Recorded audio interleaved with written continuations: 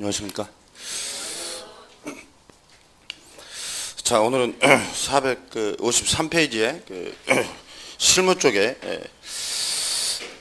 마지막 몇 부분을 보겠어요. 여러분, 그 실무는 지난 시간에 말씀드렸듯이 한 8문제 정도인데 이미 3문제 정도가 지나갔어요. 그러니까 한 5문제 남은 거예요, 뒤쪽은. 그래서 이건 다 다른 과목과의 좀 내용들이기 때문에 여러분들이 처음 하신 분들은 잘 이해가 안 돼요. 그러니까 다른 과목이 하고 나면 3월, 5월에 가면 자동으로 또 이해되는 부분이 많으니까 이쪽은 아무튼 제가 설명드린 부분만 1번 일순환서 체크한 부분만 잘 따라오시면 돼요. 그래서 여기저기 다 보다 보면 이것은 엉뚱하게 돼버리니까 여러분들이 핵심적인 부분만 일단 줄을 쳐서 그 부분을 정리하면 시험에 거기서 나옵니다.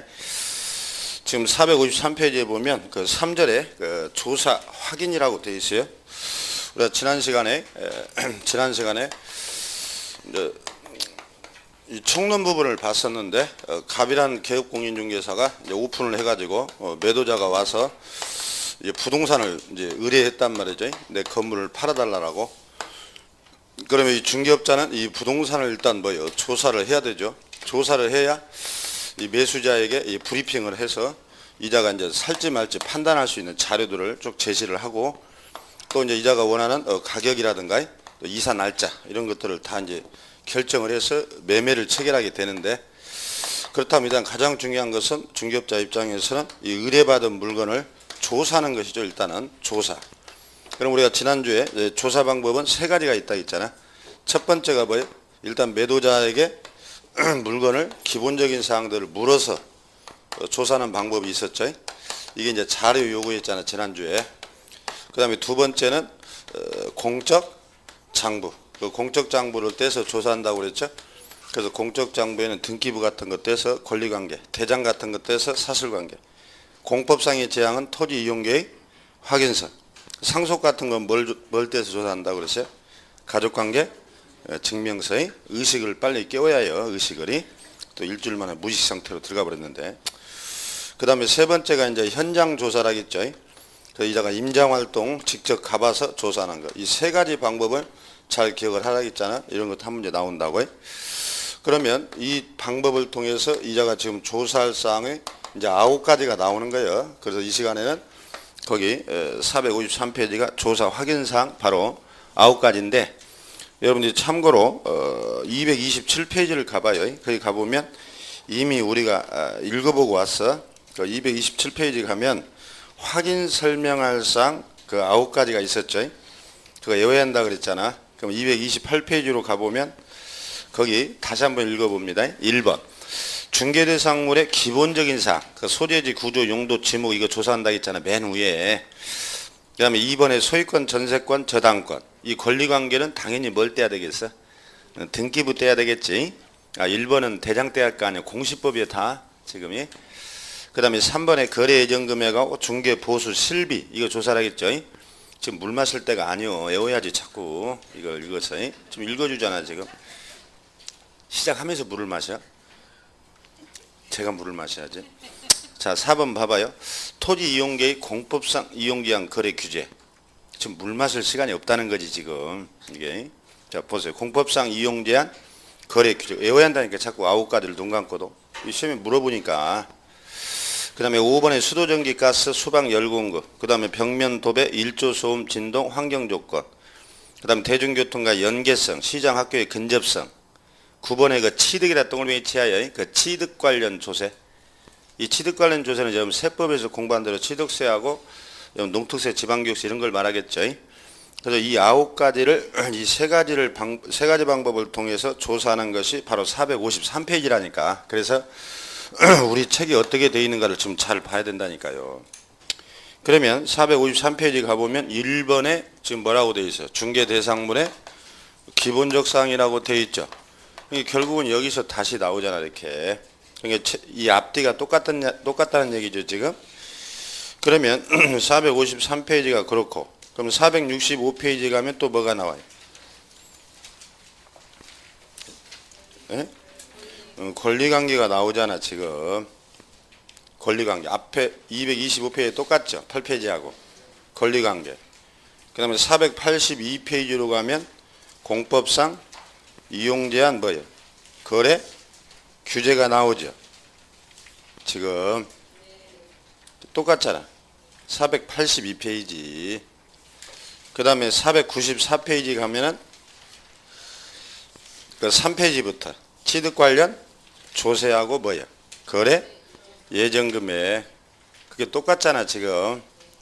그러니까 우리가 지금 앞뒤가 이렇게 연결되어 있어. 그래서 이제 이 실무 쪽에서 이걸 보면은 지금 봤던 228페이지에 그 9가지가 나중에는 외워진다니까.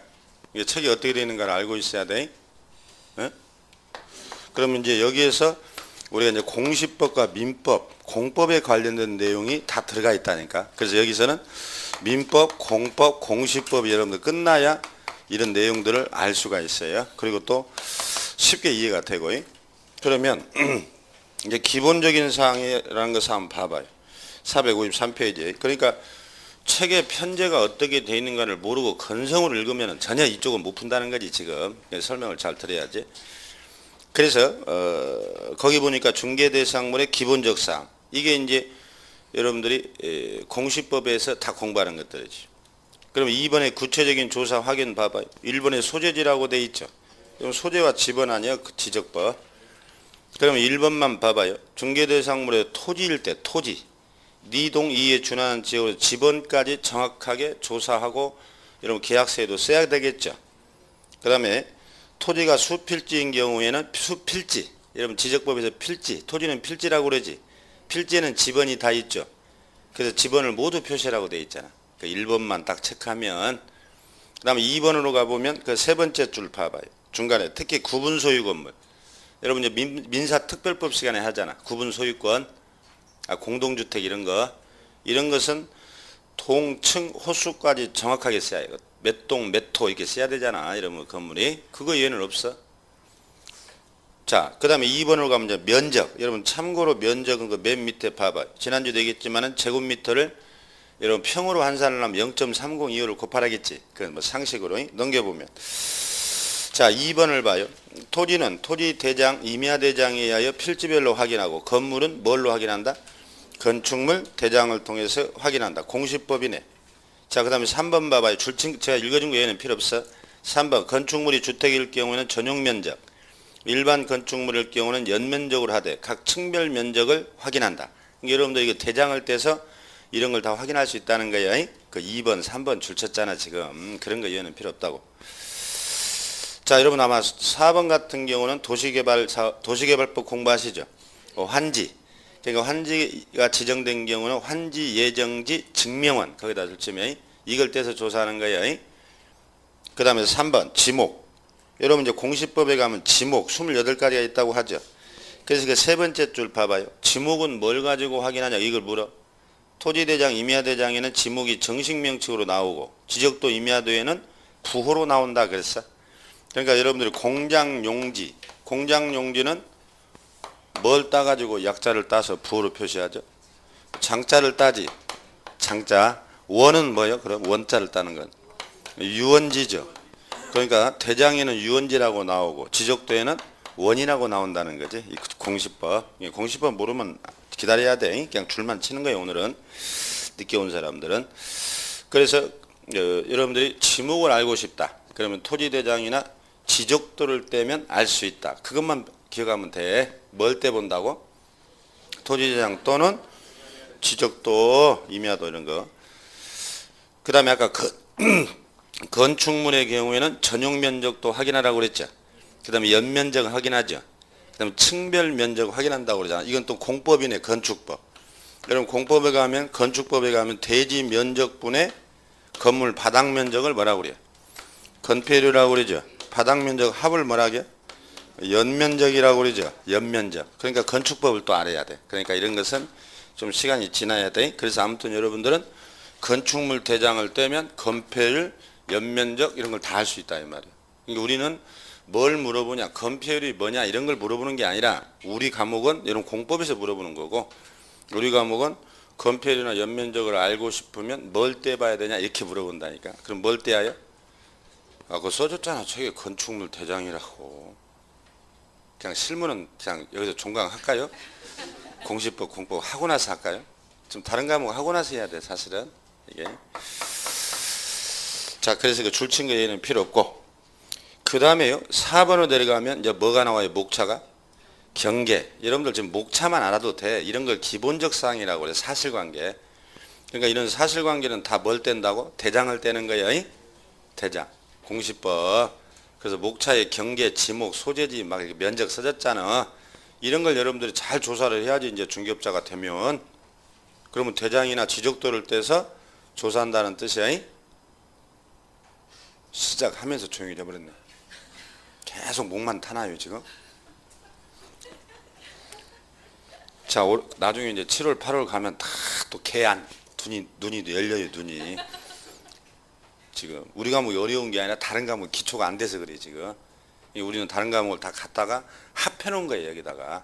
그러니까 이 후단은 차츰 시간이 지나야 돼. 제가 뭐라고 했어요 지난주에 32문제가 끝났다고 그랬잖아 지금. 지난 시간까지 이제 세 문제 합치면 35문제가 끝났다니까. 앞쪽을 열심히 한다고 초반에. 자, 그 다음에 2번에 봐봐요. 2번에 줄치는 거에 오른쪽에 경계 나오지. 경계는 뭘 떼보냐 거기 써졌잖아. 지적도 임야도에 의하여 확인하고 현장 답사로 다른 사람의 불법 점유 여부를 확인한다.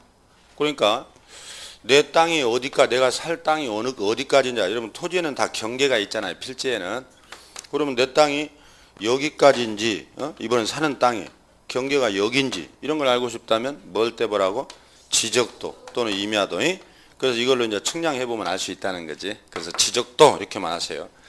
일체 다른 거 줄치지 말고 이것만이라도 아세요. 지금 줄치는 거. 그런 것만 알면 문제를 풀거든 일단은. 근데 기억을 못하니까 여러분들 이해를 지금 잘 안 되는 부분이 어쩔 수 없어. 지금은 시간상으로 넘겨봐요. 5번에 보면 지형지세라는 말을 또 구별해야 해요. 지형지세. 그러면 2번 봐봐. 거기서 5번에 2번. 지세라고 나오지. 지세는 뭐예요? 토지의 기울기, 경사도. 지세가 기울세자거든 한문으로. 여러분 토지도 평지가 있고 완만한 경사가 있고 급경사가 있잖아. 그러면 지세 토지의 경사도에 따라서 토지를 사용하는 용도가 다르겠죠. 그래서 지세는 기울기라고 하는 거예요. 그 다음에 3번 봐요. 1번으로 올라가 봐요. 그러면 1번은 지형은 토지에 뭐라고 돼 있어? 형상, 토지의 모양이라고 돼 있지. 사람이 모양이 다르듯이.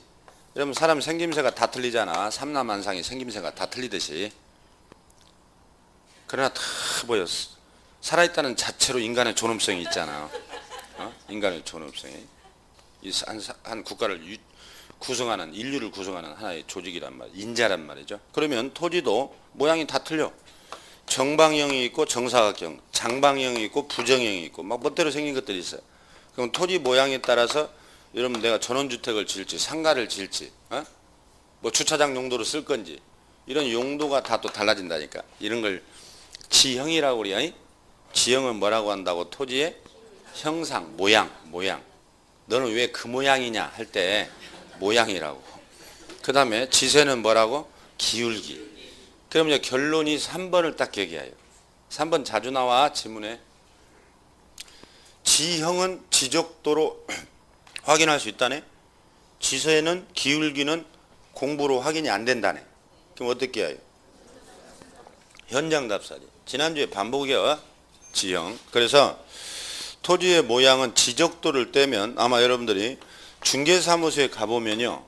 중개사무소. 여러분 중개사무소에 가보면 특징이 눈에 가장 띄는 게 뭐가 있던가요? 딱 들어가면.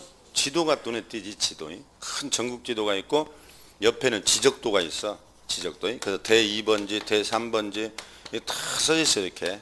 그 사람들. 이거 보고 이 사람들은 지번만 보고 바로 위치를 파악하잖아. 이런 걸 지적도라고 그래요. 그럼 지적도를 봐봐. 지금 경계가 다 있잖아. 이렇게 모양. 경계가 모양이잖아. 모양이 뭔 모양이야? 땅 모양이라고? 칠판 아니야?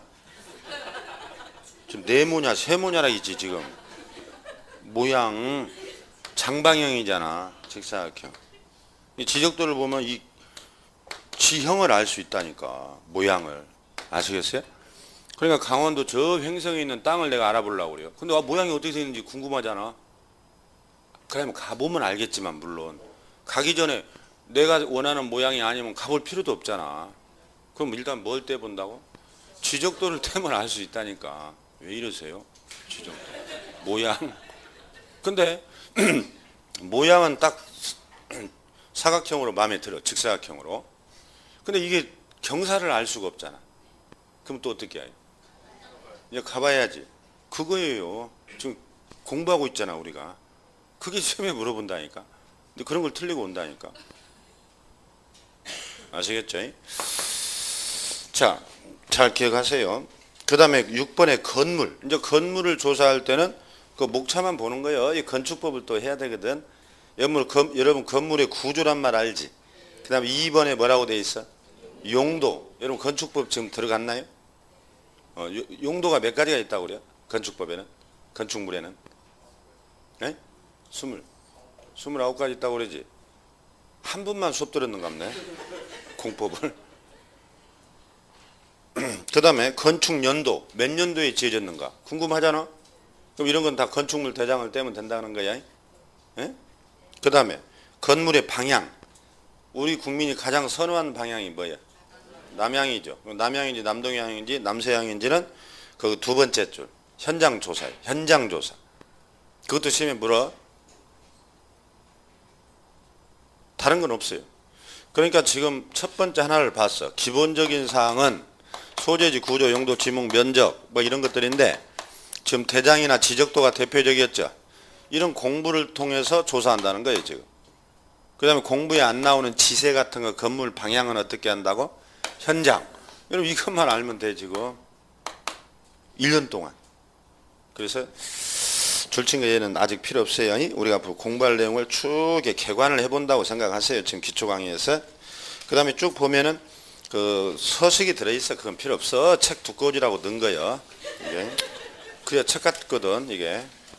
이건 다 공시법에서 하는 거. 자, 465페이지로 가봐요. 거기 가보면 권리관계라고 나오잖아 이제.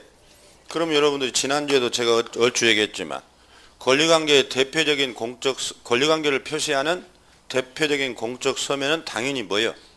등기부가 되겠죠. 그래서 등기부의 갑구에는 뭐가 나온다고 그래요? 갑구에는 그게 나온다고 그러지? 을구에는 그게 나온다고 그러지? 그럼 등기부에 안 나오는 건 뭐예요? 어떻게 조사해야 되겠어? 현장 답사를 통해서 또 조사해야 되겠지. 이 등기부에 나오면 등기부를 떼고 공시법. 안 나오는 것은 뭐야? 현장 조사. 이 조사 방법 세 가지를 기억한다니까 지금. 이걸 병행해서 조사해야 돼 여러분들이. 내년에 여러분들이 오픈했어. 그럼 물건 갖다 주면 우두건이 앉아 있어? 매수자 오면 당신이 가보세요. 마음에 들면 오세요. 계약서만 써줄 테니까. 그렇게 일을 하나요? 당연히 조사를 해야지 지금. 조사할 때 이런 세부적인 사항을 지금 우리가 조사한다는 걸 공부한다니까. 근데 중개업자가 공시법을 다 공부했는데 등기부 갑구에 뭐가 나온지도 몰라. 을구에 뭐가 나온지도 몰라. 그게 전문가요? 컨닝이 삭혀겠지. 그래서 여러분들 공시법에서 갑구에는 소유권에 관한 사항이 나오고 을구에는 소유권, 외의사항이 나온다는 건 뭐 기본적인 거 아니에요. 그런데 등기부 떼봐도 알 수 없는 권리는 어떻게 해요? 현장 조사를 한다는 거예요. 그러면 이건 이제 공시법을 그냥 넣어놓은 거예요. 또 책 두꺼워지라고. 다 필요 없어요. 넘겨보면 471페이지로 가는 거예요. 471페이지 제가 지금 줄 안 친 건 전혀 읽어볼 필요 없어. 그럼 471페이지로 가면 그 등기부로 확인할 수 없는 권리가 나오네. 여러분 공시법에서 등기 능력과 등기 능력이 없는 걸 다 공부하지. 등기 능력이 있다는 건 뭐예요? 등기를 할 수 있다는 거지. 등기 능력이 없다는 것은 등기를 하고 싶어도 못 한다는 거 아니야. 공시법. 지금 우리 강남은 공시세법을 8번 하죠 지금. 여러분 여기 6일째 수업 아니야.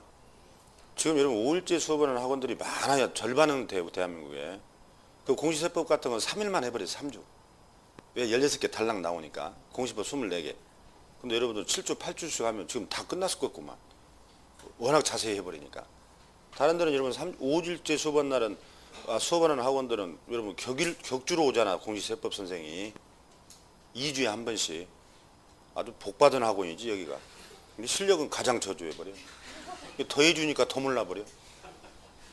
그러면 안 되지. 기초도 안 돼버리면 아직. 자, 그래 등기 능력이라고 하는데 거기 봐봐요.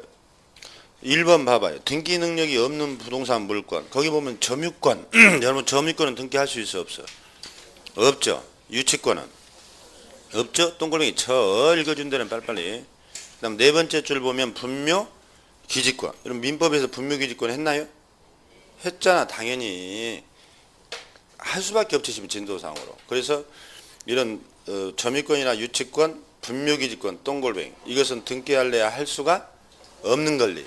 그러면 이 등기할 수 없으니까 이것도 조사를 해야 되는데 어떻게 조사해야 된다? 현장 가봐야 되겠지. 우리는 그걸 물어. 우리 시험은 유치권이 뭐냐, 점유권이 뭐냐 이런 건 안 물어. 민법에서 묻는 거예요. 시험에서. 그 내용은 우리는 이걸 어떻게 조사하냐 이것만 물어보는 거예요. 에? 그래서 그 세 개가 대표적이야. 그 다음에 거기 2번 봐봐요. 이게 법률 규정에 의한 물권 변동 민법 187조를 얘기하네. 민법에 가면 물권 변동에는 두 가지가 있다고 그러지. 조문이 민법 186조라는 법률 행위에 의한 물권 변동과 민법 187조 법률 규정에 의한 물권 변동. 법률 규정에 의한 물권 변동은 등기 없이도 다 물권이 바뀌어버리지. 그러니까 등기비 안 나올 거 아니에요. 처분시에만 등기하니까. 그러니까 그런 것도 다 현장 가서 조사해야지. 그래서 그 2번에 상속, 공용, 징수, 판결, 기타 법률 규정에 의한 물권 변동은 등기를 하지 않아도 물권 변동 효력이 발생한다. 등기하지 않으면 처분하지 못한다. 두 줄. 이거 민법 써는 거예요. 그러면 아 여기도 나왔네 이렇게 알아야지. 이건 또 뭐여 해버린단 말이지. 그러니 뭐 과목이 한 10과목 되는 것 같지. 그래서 좀 기다려야 해요. 자, 거기만 줄치고요. 그럼 이제 넘겨봐요. 아직 여러분들이 민법이나 공시법이 안 돼서 지금 설명할 수가 없어. 자, 그러면 3번을 봐봐. 부동산 임차권이라고 돼 있지. 임대차. 여러분 임대차는 등기할 수 있어 없어? 아, 할 수 있냐고. 있죠? 아, 당연히 등기 능력이 있지. 민법. 근데 되게 등기를 해요 안 해요? 안 하지. 그럼 등기를 했다면 등기부 어디에다 할까 등기를? 에? 을구에 하겠지?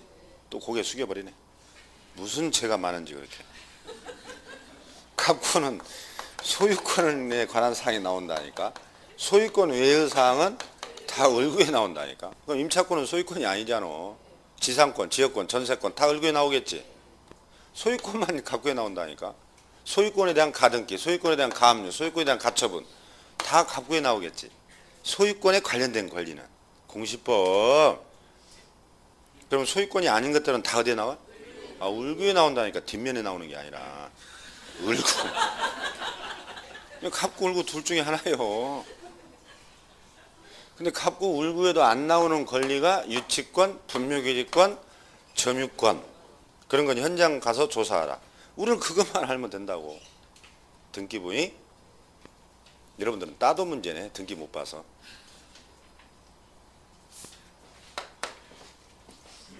그래서 거기 봐봐요. 임차권은 법률에 등기 능력은 있다. 등기할 수 있다. 그거 써 있잖아. 그럼 등기된 임차권은 등기부 어디에 나온다? 아, 을구에 나오겠지. 뻔한 얘기 써놓은 거지 지금. 그럼 등기되지 않는 부동산은 어떻게 조사한다? 현장 조사. 소설책이지. 설명 듣고 보면 소설책. 혼자 보면 고통의 시작. 설명 듣고 딱 줄치는 데만 보면 돼. 이제 안 잊어버리면 돼. 다른 거 필요 없어요. 다 중복되니까 넘겨보세요. 그러면 여러분들이 민법에서 했던 그 분묘 기지권에 대해서 잠깐 설명을 하겠어요. 여러분 분묘 기지권 민법에서 분명히 분묘 지상권에서 이걸 했어야 돼. 기지권. 분묘 지상권. 이게 지상권이라고 하거든. 자, 봐봐요. 1번 분묘 기지권은 거기다 줄치면 돼. 첫 번째 줄에 판례가 인정한 지상권 유사한 일종의 물권. 동그라미 쳐야 돼. 그러니까 여러분들 민법 시간에 권리에는 뭐예요? 물권과 채권이 있지. 물권, 채권. 물권은 효력이 어디까지 미쳐? 물권은. 모든 사람이 고마워요. 8주 만에 입을 열었어요. 물권. 그러니까 물권은 모든 사람에게 효력이 있는 걸 물권이라고 그래요. 채권은 계약 당사자. 두 사람 간에만 효력이 있는 걸 채권이라고 그래요. 왜냐하면 계약이 채권이니까. 아시겠어요? 그러니까 임대인하고 임차인 간에만 효력이 있는 게 뭐라고? 채권. 모든 사람에게 효력이 있는 게 물권. 그럼 전세권은 뭐예요? 전세권은 물권이지? 용익물권이잖아. 전세권은 용익물권이잖아. 물권. 이게 모든 사람에게 효력이 있겠지. 물권이니까. 그래서 물권과 채권의 가장 기초 그런 개념을 모르면 민법 전혀 공부 못하는데. 그래서 용익물권은 뭐라고? 모든 사람에게 다 효력이 있다. 근데 임대차는 물권이 아니지. 누구에게만 효력이 있어?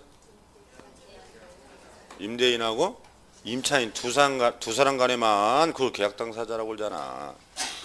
그러면 그걸 제3자에게 대항하려면 또 뭘 해야 해요? 별도로 등기해야 되잖아. 그 기초 법학에. 그게 안 되면 엉터리지. 그래서 지금 여러분들 꼭 기억할 것은 분묘기지권은 물권이야. 물권이니까 모든 사람에게 주장할 수 있다는 거지. 지금 가장 기초 민법. 그거 얘는 필요 없어요. 그럼 분묘기지권이 뭐냐? 뭐 거기도 써 있지만 내가 타인의 토지를 남의 땅을 묘지로서 사용할 수 있는 권리예요. 뭘로 사용한다고? 묘지. 타인 토지를 이런 걸 우리가 분묘기지권이라고 합니다. 분묘기지권. 아시겠어요? 그 다음에 거기 이제 1번 봐봐. 여러분들이 지금 거기서는 분묘기지권의 등기를 요하지 않는다. 그래서 등기를 요하지 않는다. 여러분 이건 잘 모르거든. 원래 물건은 등기를 해야 되죠. 원래는. 근데 등기를 요하지 않는데. 왜냐하면 등기를 할 수가 없어. 분묘기지권은. 아까 그랬죠. 등기를 어디다 하겠어? 만약 한다면 봉분에다가 시신 이마에다가 분묘기권 등기를 하고 싶어도 못하는 거예요. 아시겠나요? 근데 물권으로 인정해줘. 특이하지? 그것도 시험에 물어. 민법이 좀 대화가 되는데. 그 다음에 두 번째 줄 봐봐. 시신 매장. 동글뱅이. 시신 매장. 그 다음에 세 번째 줄. 봉분. 그게 요건이에요. 자, 봐봐요. 지금 이 봉분이 있어야 돼 있지? 봉분. 이 안에는 뭐가 있어야? 시신이 있어야 돼. 그러니까 봉분이 없는 평장. 이거 안 되는 거예요. 또 시신이 없는 가묘는 분묘기지권 인정하지 않습니다. 자, 그거 하나 기억해. 그 다음에 2번에 봐봐. 그럼 분묘기지권이 어떻게 성립되냐? 1번 토지 소유자 승낙. 동글뱅이. 승낙. 2번 승낙 없이 20년. 이게 시효취득이야. 시효취득 공부하셨지? 민법에서. 3번 내 땅에 묘를 설치했어. 이제 아버지가 돌아가셔서. 근데 그 밑에 분묘도 함께 이전한다는 특약 없이 토지 매매를 해버렸어. 처분.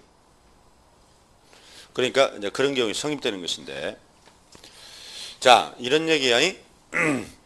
지금 성립의 요건은 첫 번째 동의, 즉 승낙을 받고 썼으면 인정된다는 거죠.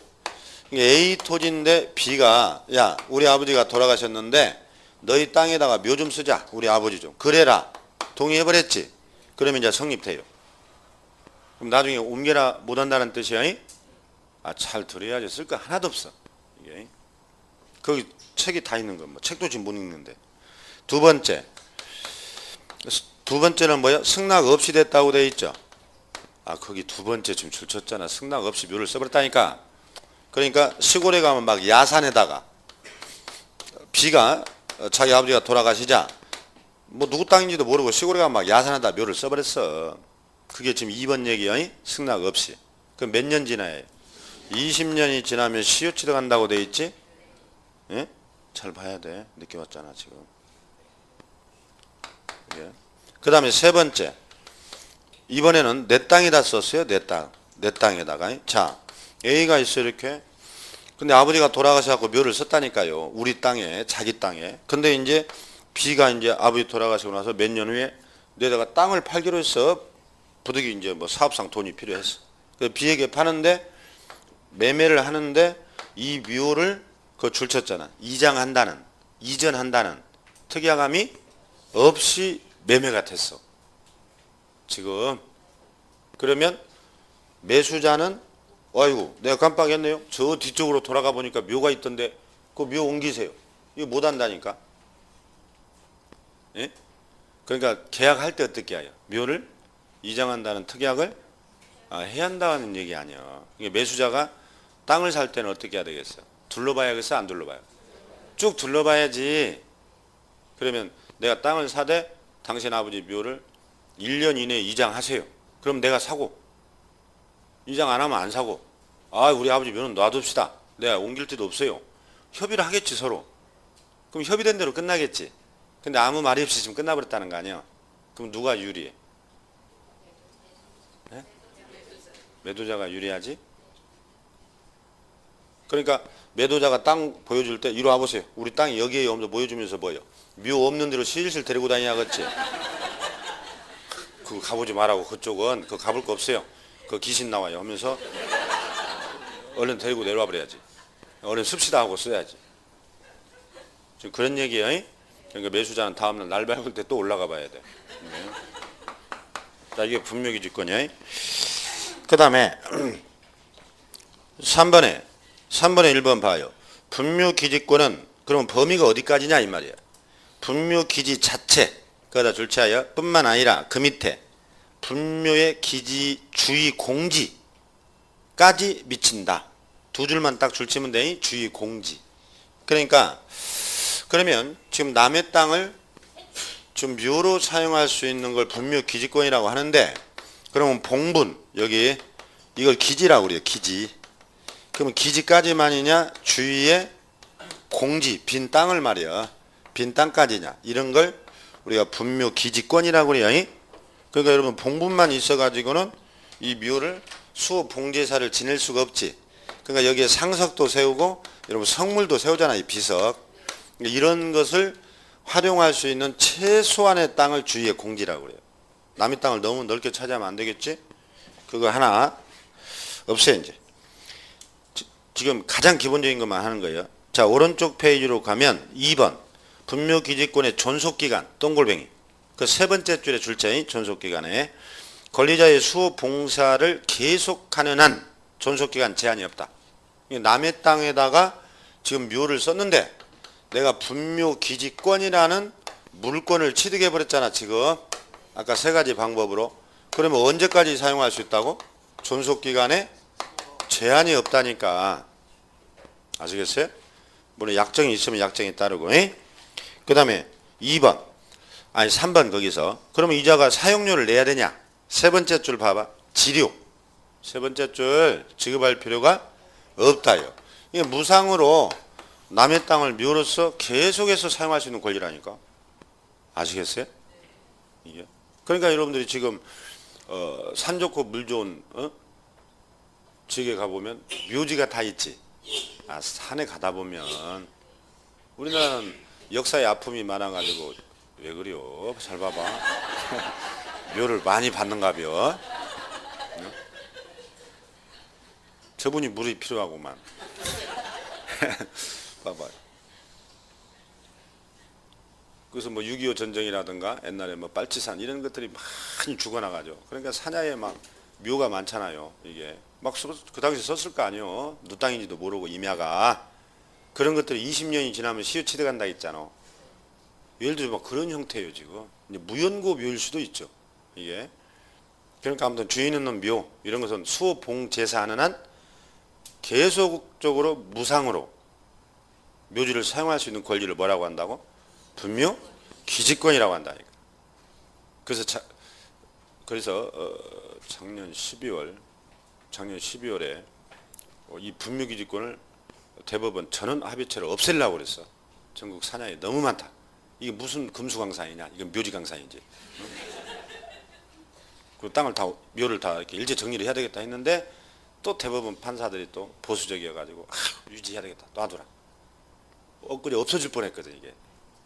그럼 상당히 센세이션한 판례였는데 다시 그대로 유지가 됩니다. 지금 그래서 이 공짜로 사용할 수 있는 권리를 분묘 기지권이라고 그래요. 그 지료를 지급할 필요가 없다요. 그다음에 4번 4번에 보면 네 번째 줄 일방의 합장을 위하여 합장 쌍분 형태의 분묘를 설치하는 것도 허용되지 않는다. 그러니까 아버지가 지금 돌아가셨다니까. 그래가지고 A 땅에 지금 묘를 써가지고 22년이 넘었어. 분묘 기지권. 이번에 이제 20년 후에 어머니가 돌아가셨네. 그러면 아이고 아버지 옆에다가 어머니를 이렇게 같이 모셔야 되겠다. 이거 합장이라고 그래. 지금 허용돼야 안 돼. 안 된다고 돼 있지? 쌍분이라는 것은 봉분을 두 개 만들어서 또 쓰는 걸 말이야. 그럼 단분. 아버지 봉분을 헐고 아버지 옆에 또 어머니를 이게 단분 형태로 합장이 되겠냐? 그 심히 물어. 된다 안 된다? 안 돼. 그래서 단분이든 쌍분이든 다 안 돼요. 아시겠죠? 민법에서 다 했다고 그랬지 지금. 자, 그 정도만 봅니다. 이게 분묘기지권이야. 그럼 넘겨봐요. 이제. 자, 그러면 이와 같이 제가 방금 말씀드렸듯이 전국 산하에 이런 분묘들이 많아요. 그럼 이 나중에는 이 분묘가 너무 많다 보니까 후손들은 나중에 어떻게 사냐. 그래서 이 분묘에 대해서 우리가 수급상의 문제도 있고 그래서 이거 제도 개선을 좀 해보자 해서 만든 법이 장사 거기 등에 관한 법률이라는 거에 나와요. 장사 등에 관한 법률. 이 2001년도부터 이제 시행이 돼. 그래서 이 묘지 문화를 개선하기 위해서 만든 게 뭐라고? 장사 등에 관한 법률이. 그러면 그 1번에 보니까 2001년이라고 돼 있죠? 자, 2번에 그 용의정의를 한번 봐봐요. 매장, 화장 다 의미 없고 3번 자연장이라고 나오는. 요즘 자연장 얘기 많이 나오지. 일단 화장을 해서 골분, 뼈가루를 수목, 화초, 잔디밭에 묻는 거. 여러분 수목장, 화초장, 잔디장 들어봤나요? 그게 바로 그 3번, 2번에 3번. 용의정 왜 이렇게 책을 못 찾아? 그 자연장. 그 다음에 여러분 6번으로 가면 분묘. 7번은 뭐라고 되어 있냐? 묘지. 분묘와 묘지를 구별해야 해요. 묘지. 설치하는 구역이라고 되어 있지. 7번. 아, 묘지 구역. 우리가 공동묘지라고 그래요. 공동분묘라고 그래요. 공동묘지라고 하지. 공동묘지, 묘지. 이거 구별 못하면 또 문제를 못 푼다니까. 묘지 안에 여러 개의 분묘가 있죠. 이런 걸 분묘라고 그래요. 이 분묘를 설치하는 구역을 우리가 묘지라고 한다고. 자, 그 정도 일단 기억하세요. 그 다음에 이제 오른쪽 페이지로 가면 3번을 봅니다. 중간에 큰 3번. 매장, 화장, 개장이라고 나오지. 거기 1번 봐봐요. 매장을 한 자는 매장 후 30일 내에 신고해야 돼. 신고청장에게. 매장 후. 이게 사후 신고죠? 그럼 사람 죽으면 사망신고하라고 그러지. 며칠 내에? 30일 내에 하지. 매장 신고도 똑같이 하는 거예요. 자, 그 다음에 2번 화장하려는 자. 하려는 자네. 사전신고지. 3번 개장하려는 자네 또. 다 사전이요. 2번, 3번은. 개장이든 화장이든 미리 사전에 다 신고를 해야 된다는 거예요. 살아있는 사람만 관리하는 게 아니야. 죽어있는 사람도 다 관리를 하지. 행정관청에서. 그 다음에 4번으로 내려가면 이제 묘지의 구분은 공사설묘지가 있는데 뭐 그렇게 썩 중요한 건 아닌데 여러분 공설묘지라는 것은 시도지사나 거기 보면 시군구에서 관리하는 묘를 우리가 공설묘지라 하고 사설묘지는 여러분 일반인 우리가 개인이 이제 관리하는 묘를 사설묘지라고 해요. 그 사설묘지를 보는데 넘겨보면 사설묘지는 그 종류가 4가지로 나눠집니다. 공설묘지는 이런 거 신경 쓸 거 없고 그럼 사설묘지는 첫 번째 거기 보니까 개인묘지라고 되어 있죠. 개인. 그 다음에 뭐야? 가족. 그 다음에 종중, 문중. 그 다음에 법인. 이런 형태로 우리가 묘지가 이렇게 존재해요. 그거 안 읽어봐도 돼. 그 종류만 알면 돼. 그럼 이제 2번을 봐야 돼. 양가로 2번. 사설묘지의 면적을 외워야 2번에 1번. 개인은 30. 가족은 얼마야? 100이라고 되어 있죠? 제곱미터. 30제곱미터 이하로 해라. 초과하지 마라. 100제곱미터 초과하지 마라. 여기는 종중은 1000제곱미터 초과하지 말고 법인은 뭐야? 10만 제곱미터 이상으로 해라. 이게 법인은 이왕 할 거 면적을 크게 하라는 것이요. 그래서 아까 우리가 이 제곱미터를 평으로 환산할 때는 몇을 곱하라고? 0.302를 곱하라는 거지. 대략 9평 되지. 이렇게 이 면적입니다. 뭐의 면적이요? 묘지. 묘지요? 분묘요? 묘지 면적이잖아. 그러지? 그 다음에 2번에 봐봐. 공설묘지, 가족묘지, 종중법인묘지 안에 분묘라고 나오네. 동글뱅이. 분묘일기. 그건 몇이라고 돼 있어? 10이라고 돼 있지. 10. 그래서 개인묘지는 한 개의 묘를 쓰니까 아버지가 돌아가셔서 우리 땅에 아버지를 모신다니까 그럼 똑같이 30이겠지. 여기는 가족묘 안에다가 아버지를 쓰면 10. 종중도 10. 법인도 다 10이란 얘기지. 합장은 15지 지금. 그것도 시험에 한번 물었어요. 그래서 여러분 아마 주변에 보면 친구들 보면 뭐 가족묘지 가지고 있는 사람들 있잖아. 그 다음에 분묘의 형태는 봉분, 평분. 봉분, 평분. 아까 이 봉분을 세웠거나 이 평분으로 하는 경우 이건 1m 넘지 말고 이건 50cm 넘지 말라고 되어 있죠. 그 면적도 간단하게 일단 줄을 쳐놓습니다. 봉안묘. 여러분들 아마 묘지 해놓고 여기다가 이렇게 놓은 거 있잖아. 봉안묘 70cm를 넘지 마라. 그 높이만 간단하게 체크를 해놓고 나중에 외워야 해. 자, 3번에 1번. 개인묘지를 설치한 자는 설치 후 아까 30일 내에 신고하라겠죠. 2번 봐봐. 이제 이게 집단묘라고 그래요. 개인은 한 개의 아버지를 모시는 거고 우리 땅에다가 가족묘를 우리가 또 샀어. 이건 집단묘요. 가족들이 같이 있겠다는 거지. 그러면은 지금 주의할 것이 개인은 일단 아버지가 돌아가시면 우리가 통상 뭐요? 유교 가려집에 따르면 우리가 통상 3일장 지내죠. 되게. 그러면 묘지를 쓴단 말이죠. 그리고 나서 매장 후 30일 내에 아까 신고를 하겠죠. 근데 이 묘터는 여기는 미리 닦아야 돼. 집단묘는. 그래서 뭐라고 되어 있냐? 사전 허가에다 동그라미 치하여. 그래서 우리가 저 하남 쪽에 양수리 쪽에 가족묘지를 하나 만들려고 그래요. 그러면 그 시군구에 허가를 받아야 돼. 사전에 사람 죽기 전에 아버지가 딱 돌아가시면 묘 쓰고 사오신 거지. 그런 차이가 있지. 지금 잘 기억해야. 그래서 그 3번에 1번, 1번은 사후신고, 2번은 설치, 관리, 하려는 자 그랬잖아. 하려는 자. 이게 사전에 허가를 받아서 묘토를 조성해야 한다니까. 자, 그 다음에 4번에 가면 자연장이 나오는데, 자연장. 그 다른 거 필요 없고 오른쪽 페이지 그 2번만 보면 돼. 상단에 2번. 그 신고 허가라고 돼 있지.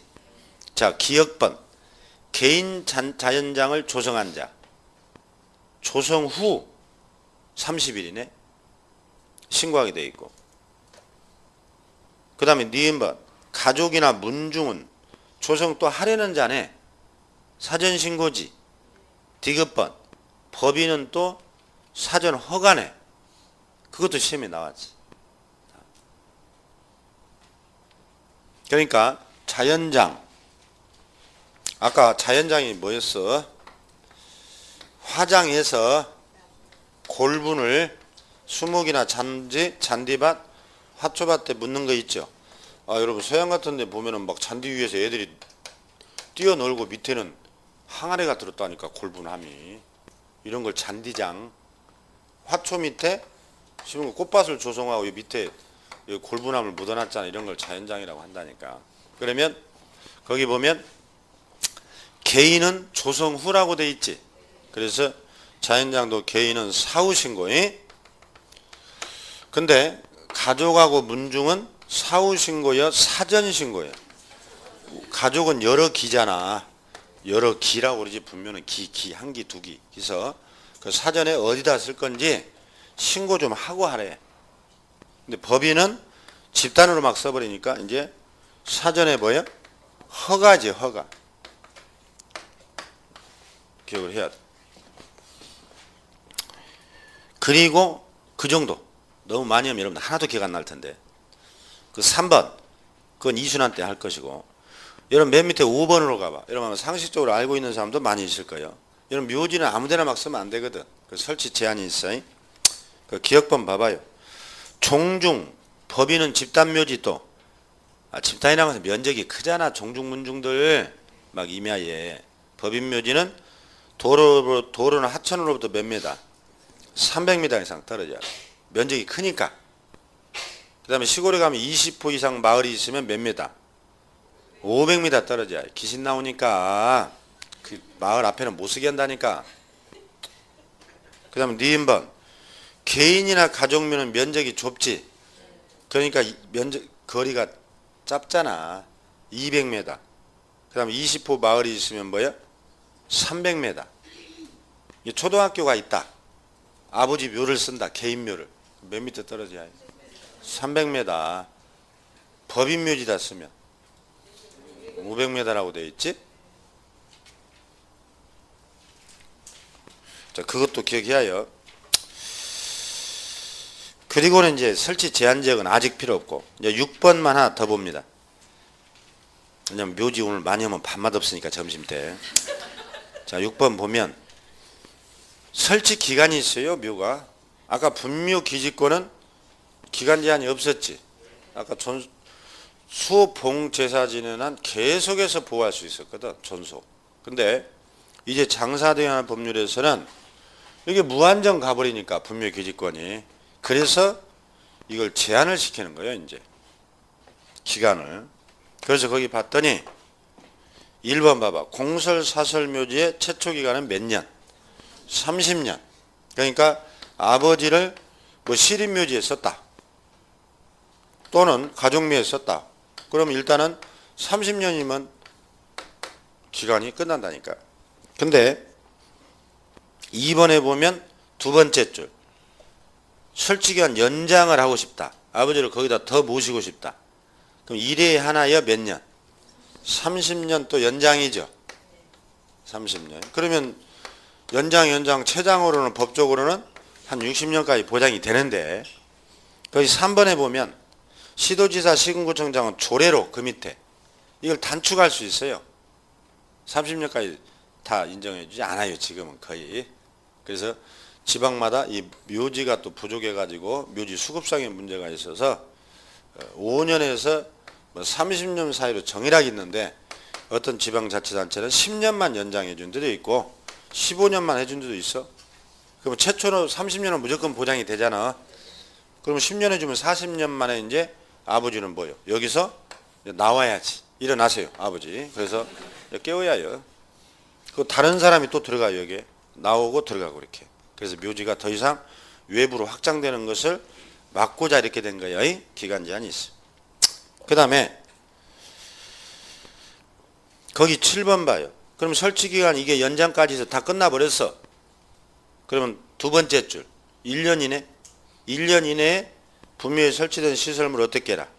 철거라 했잖아. 아버지 일어나세요. 깨우라 했잖아. 그리고 시체 유골을 뭐요? 화장해서 봉안해라. 그래서 다시 이제 꽃병에 넣어서 다른 데로 옮기든지. 일단 여기서는 나와야 돼.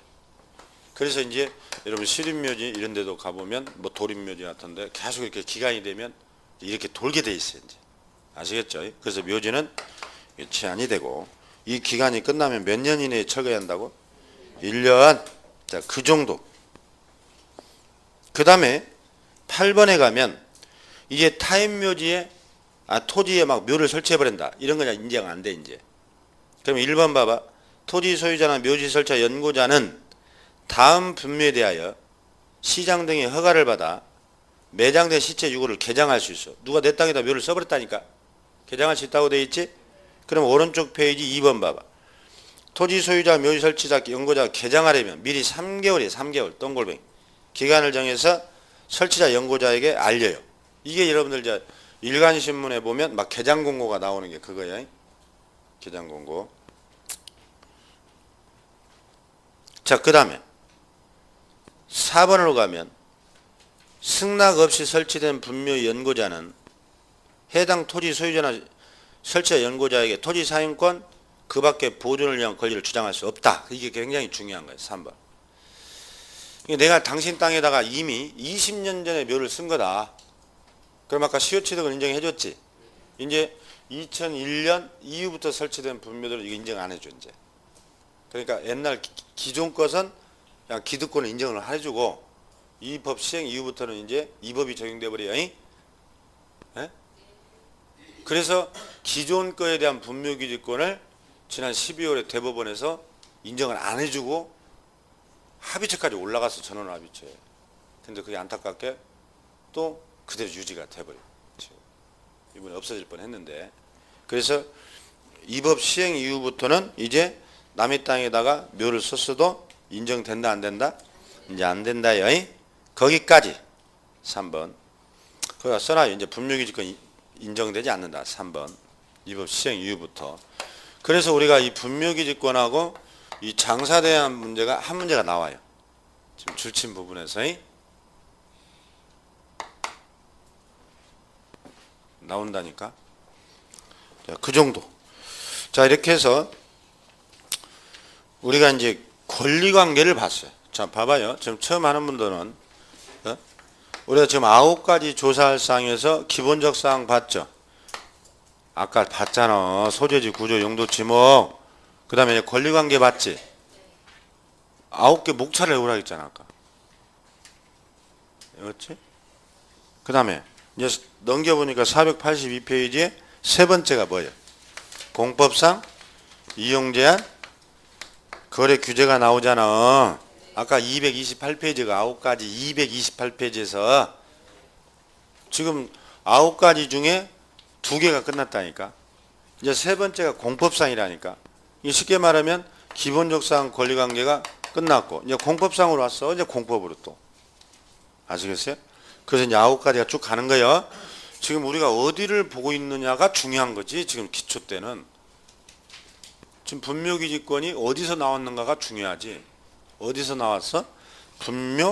분묘기지권이니까 권리관계에서 나왔지. 그러지?